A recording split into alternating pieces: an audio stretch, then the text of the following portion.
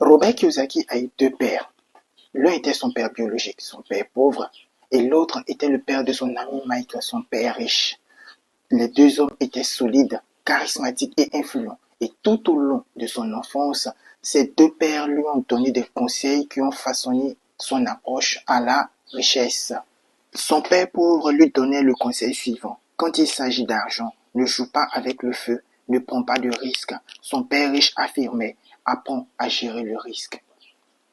L'un lui disait, la raison pour laquelle je ne suis pas riche, c'est que vous êtes là les enfants.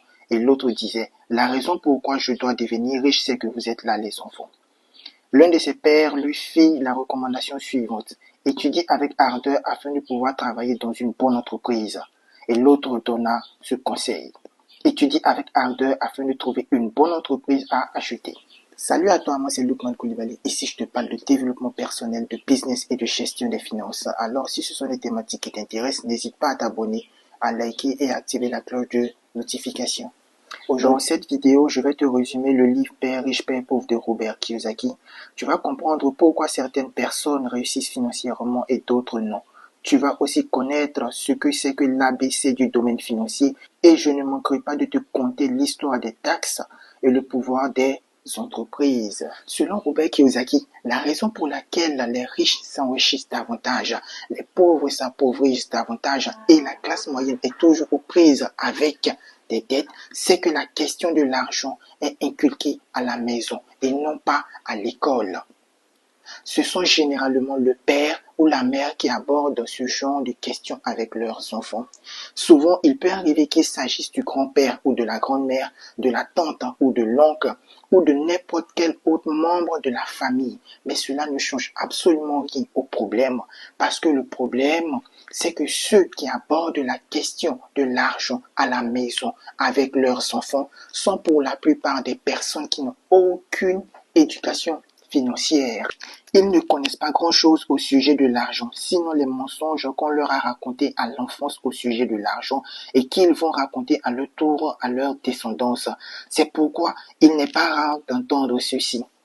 Mon enfant, va à l'école, décroche un bon diplôme et trouve-toi un job qui paye bien avec le maximum d'avantages. Puis, économise 10% de ton salaire, vis en dessous de tes moyens, rembourse tes dettes et investis tes économies dans un fonds commun de placement afin d'être riche à 40 ans. Au même moment, l'école qui est censée assurer notre formation nous apprend un nombre pléthorique de théorèmes mathématiques, mais pas un mot sur la gestion financière. Kiyosaki affirme que l'argent est une forme de pouvoir, mais que l'éducation financière est plus puissante encore. Son père riche l'encouragea à étudier comment devenir riche, à comprendre le fonctionnement de l'argent et à apprendre comment mettre l'argent à son service. La première leçon que tu dois savoir, c'est que les riches ne travaillent pas pour l'argent, ils font travailler l'argent pour eux. Mais est-ce que cela signifie que les riches n'ont jamais travaillé de leur vie? Non, absolument pas. Les études démontrent que 80% des riches se sont faits eux-mêmes, ce qui revient à dire qu'ils sont partis de rien, presque, et qu'ils ont bâti leur fortune ensuite. La plupart d'entre eux ont travaillé dur, la plupart d'entre eux ont travaillé intelligemment dur, mais ce n'était pas pour de l'argent, c'était pour acquérir de l'expérience, c'était pour acquérir des contacts, c'était pour acquérir de la connaissance. Et ensuite, lorsqu'ils ont acquis ce dont ils avaient besoin, ils ont réussi à faire travailler l'argent pour eux. Et cela a été possible parce qu'ils ont une éducation financière. Kiyosaki recommande de travailler pour acquérir de l'expérience car, dit-il, plus vous oublierez rapidement votre besoin de toucher un salaire, plus votre vie en sera facilitée. Pourquoi? Parce que le salaire est comme une drogue qui maintient le salarié dépendant de son chèque de paie et le rend incapable de réfléchir et de travailler comme il faut pour accéder à la richesse. Il soutient que les riches ne travaillent pas pour l'argent. Ils travaillent pour apprendre et ils font travailler l'argent pour eux. La plupart des gens n'arrivent pas à comprendre que ce qui compte dans la vie, ce n'est pas combien d'argent vous faites par jour, par mois, par semaine ou même par an, mais c'est combien d'argent vous parvenez à conserver. Prenons l'exemple de Paul, un père de famille exemplaire et un employé remarquablement doué dans ce qu'il fait. Lorsqu'il reçoit son chèque de paie à la fin du mois, il paye les impôts ainsi que l'ensemble de ses factures. Et lorsqu'il finit, il ne reste plus rien. Paul est fauché et à partir du 15 du mois, il devient impatient pour l'arrivée du chèque du mois suivant.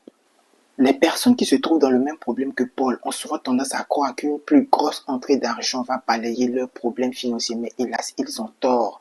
Parce que les problèmes liés à une mauvaise gestion d'argent ne se règlent pas avec plus d'argent, mais avec une éducation financière. Et cela implique très souvent des sacrifices.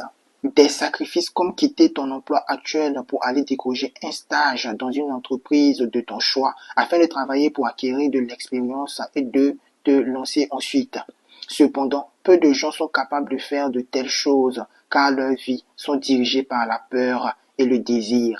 J'ai déjà fait une vidéo sur la peur et le désir et j'ai également fait une vidéo sur des sacrifices à faire pour pouvoir optimiser ses finances. Les liens sont dans la description si vous voulez approfondir ces questions. La deuxième leçon se rapporte à la règle fondamentale de l'enrichissement qui consiste à faire la différence entre un actif et un passif et à acheter des actifs au maximum. Si tu veux devenir riche, voilà ce que tu dois faire. C'est la seule règle. Cela peut te sembler ridiculement simple, mais la plupart des gens n'ont pas idée à quel point cette règle est judicieuse. Ils se débattent dans le domaine financier car ils ne connaissent pas la différence entre un actif et un passif. Cette simple connaissance fait toute la différence entre les riches, la classe moyenne et les pauvres. En effet, les gens riches acquièrent des actifs. Les pauvres et la classe moyenne acquièrent des éléments de passif, mais ils s'imaginent que ce sont des actifs. Un actif désigne un bien ou une créance qui me met de l'argent dans la poche, c'est-à-dire une dépense que j'effectue et qui me fait gagner de l'argent ensuite.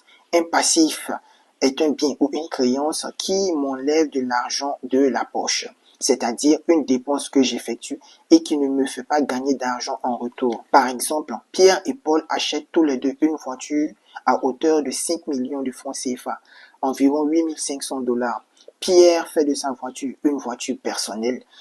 Il fait l'ensemble de ses courses avec, il se rend au service avec et j'en passe. Paul, quant à lui, transforme sa voiture en un taxi et il se trouve un chauffeur qui travaille pour lui et lui verse 400 000 francs par mois, soit un peu plus de 600-700 $. De fait, la voiture de Pierre devient un passif et la voiture de Paul est un actif. C'est la bonne compréhension de la différence entre un passif et un actif qui fait que les riches s'enrichissent davantage et que les pauvres s'appauvrissent davantage. Pourquoi? Parce que les riches multiplient l'achat des actifs et les pauvres et la classe moyenne multiplient l'achat des passifs. Il existe une très grande différence entre notre business et notre profession. Pour la grande majorité d'entre nous, nous sommes des employés, c'est-à-dire que nous travaillons soit pour une personne, soit pour une entreprise. Cela est une bonne chose en soi parce que cela nous permet de gagner de l'argent. Toutefois, il ne faudrait pas que le fait de travailler pour quelqu'un d'autre ou pour une entreprise puisse nous empêcher de nous occuper de nos propres affaires, de notre propre entreprise ou même de notre propre business.